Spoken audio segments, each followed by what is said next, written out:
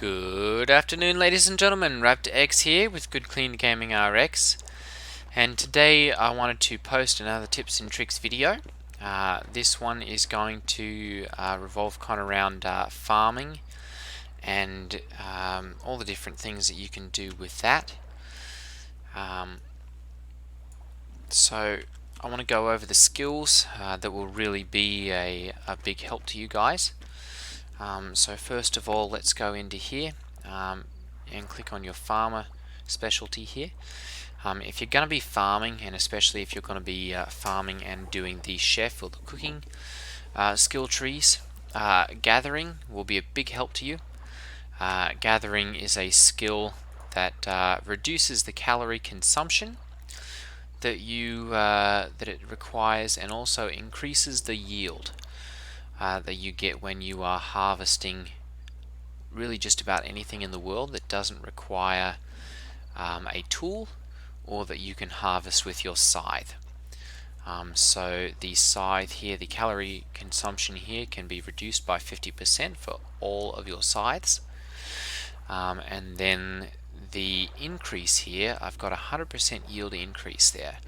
So if you're normally getting like 4 from a wheat, you can be getting 8 when you've got your gathering skill maxed out. And especially on one where it's a higher XP gain server, you can max out gathering in like half an hour to an hour. The one that I'm currently on has got 3 times experience gain from actions, and so you can max out your gathering skill very quickly. Then this one I've got experienced farmhand, and that one increases the yield of farmed plants by 20%.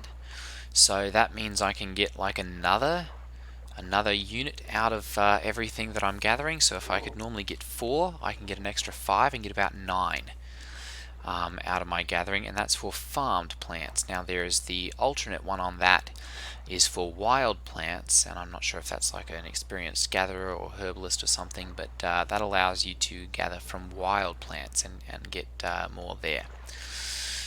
So both of those are very good to use if you're going to be a farmer, because it makes your farming work a lot less. The other one that I would go over then is the farming specialty. Let me jump over to that. There we go. And the farming specialty basically allows you to make, make seeds at a very low cost. So if you're doing this, like just having learned the farming skill and having not leveled it up, you can go into your farming table, and it takes like two of like say wheat or corn or something to actually make 1 wheat seed. So it's quite expensive. You harvest a wheat and you can kind of double your yield, but that's kind of it, right? So the next time around planting it might take days for you to actually build it up. Once you've got farming all the way leveled up, which I've got, I can now make my different seed recipes here. So say I want to make my wheat seeds, and right now it's taking 0.4 wheat. Farming 7 decreases it by 80%. So instead of taking 2 wheat to make 1 wheat seed, I can make 2 wheat seeds, or 2.5 wheat seeds out of 1 wheat. So that will greatly increase the size of the fields that you can plant, just because you'll have lots of seed to actually replant. Okay, so another thing, this is obviously something you'll have to do once you've got the industry, or if someone else has got the industry skill all the way up. But you can actually get, this is a harvester attachment for the steam tractor. There is also a plowing attachment and a planting attachment, which you can use for planting your crops, and that greatly speeds up your planting and harvesting process. Now to go on with yield and boosting your yield potential. So when you're going to plant something and you look on the map here, there is something called yield potential. So if you go to plant and say we're going to plant our wheat seeds for making bread and that kind of stuff, we're going to scroll all the way down here to the bottom where it says wheat yield potential, and we're going to click that box right here, and as you can see, this lights up yellow. The higher or the closer it is to yellow or to white, the higher yield potential it is. So areas like this, areas over here like that, they've got great yield potential for wheat. The ones that are more red like this, or the kind of purple edges right here, or no area lit up, you're not going to make hardly anything from there. You might plant them and get nothing. So you've just wasted your seed and you're not actually getting anything from it. So if you go around and you're going to be the farmer, go ahead and claim some land in the areas where you're going to be making the most yield, and that will ensure that number one, your items are not wasted, that your seed is not wasted. You're actually getting a lot of yield from them. And then number two, it also increases the speed at which you can build up all those different things. So generally you can do wheat, and then you can also do corn. Well, let me select those. Common grass, corn yield potential. There we go. And that's kind of in the higher area too here. Not really high because it's not the really bright yellow, but decently high there. And then you can also do your beets, are all generally in the same area. Beets yield potential, there we go. And those can all kind of grow all in the same general area and still get very decent yield off of them. So those are kind of the three plants that you can companion plant and get a lot of yield from. Now, you'll notice, actually you won't notice, but I don't have any of the other crops that you can grow here. I've just got my corn and my beets and my wheat over here. That's because the other things that you can grow better in different areas. So I'm going to march over here to my tomato and camas garden, or tomato and camas fields, and those are on the same island here, but they're a little bit farther away, and so we're going to go over to there.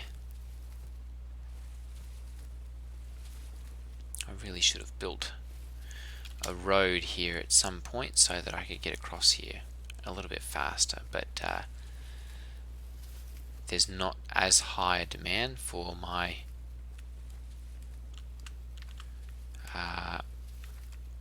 tomatoes and camas. Oh look, there's some iron ore. So I really haven't made it as much of an importance for getting those. So here are my camas and my tomato plants here. Now the nice thing about both tomato and camas is that the tomatoes you can harvest and the plant remains there, so it's a renewable resource.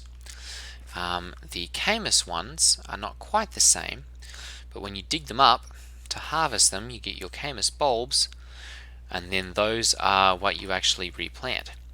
So you'll just go ahead and plant those back again, and which means you don't have to carry around seed for the tomatoes or for the camas bulbs, which means these are very easy to harvest and replant, and they can just be put right back into where you're harvesting them from. Or the tomatoes, you just harvest them right off the bush and let the bush continue to grow, and those increase your yield. Now again, if we check on the map here, we can go into plant and go down and find the camas yield potential there, and some of this has been used up because I've been growing them here, and so it's kind of like exhausted some of the resources and everything that are in there, but they're still giving off quite a decent yield, so I'm not particularly worried about that. Those can be refreshed with fertilizer and that kind of thing. So the camas yield is quite high there. And then if we scroll down here and find the tomatoes, OPQRST, tomato yield potential, and there you go. you can get lots and lots of tomatoes here. I mean, they will grow like a weed. That one I got 12 tomatoes off of that one bush. So you can get a lot of tomato out of here, all of this yellow area.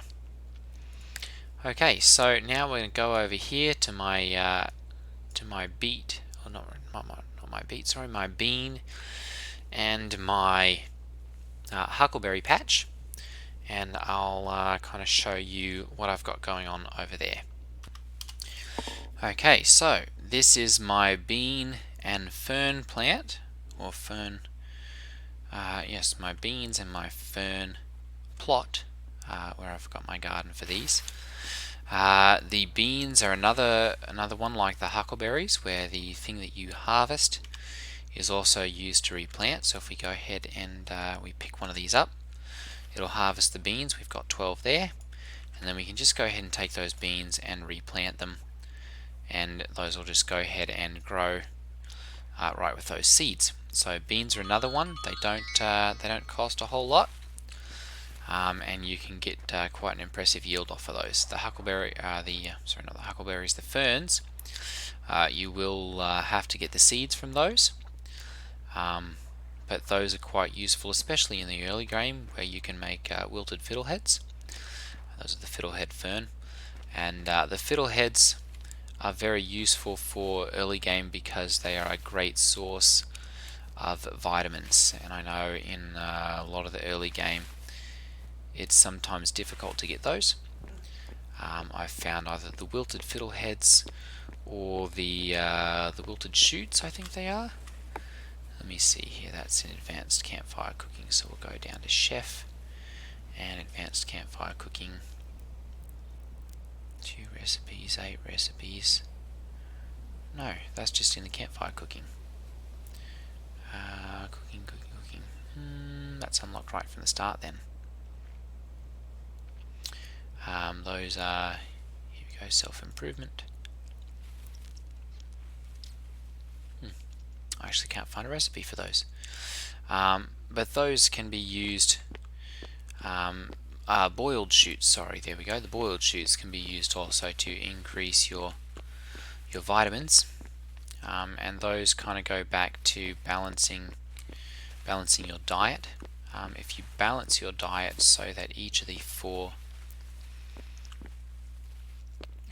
quadrants in your diet are equal, they're a perfect quarter, you can get a 2 times multiplier, which will allow you to gain experience a lot faster, 2 times faster, because you've got your 2 times multiplier. Okay, so this is my my huckleberry patch. These are another thing that will get you a lot of vitamins quickly. They do not get you a lot of calories though, so they do kind of need to be put into something else.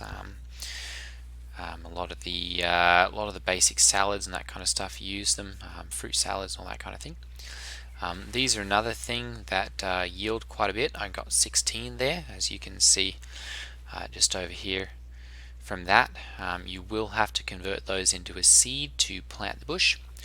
But the good thing is that these are like tomatoes. Once the bush is planted, as long as nobody else destroys it, they'll just keep producing more huckleberries and putting them down so that you guys can harvest them and use them. Okay, this has gone on for about 13 minutes or so, so that's, I guess, a good length. I'm going to go ahead and end this one right here, and in the next episode we'll see about talking about another one of the skill trees. Alright everyone, take care, and I will see you guys in the next video. Ta-ta!